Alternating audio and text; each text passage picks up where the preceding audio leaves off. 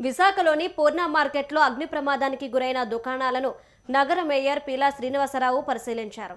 అగ్ని ప్రమాదానికి గల కారణాలను స్థానికులను అడిగి తెలుసుకున్నారు. అర్ధరాత్రి ప్రమాదం జరగడంతో ఎటువంటి ప్రాణ నష్టం జరగలేదని మేయర్ తెలిపారు. ఇలాంటి ప్రమాదాలు జరగకుండా జాగ్రత్తలు పాటించాలని సూచించారు. బాధితులను అన్ని విధాలా ఆదుకోవడం జరుగుతుందని నగర మేయర్ తెలిపారు. సామాగ్రి బయట ఉన్నందున 2 వాచ్మెన్లను ఏర్పాటు చేయాలని అధికారులకు సూచించారు. పూర్ణ మార్కెట్ను ఆధునీకరిస్తామని హామీ ఇచ్చారు నగర మేయర్ పీలా శ్రీనివాసరావు.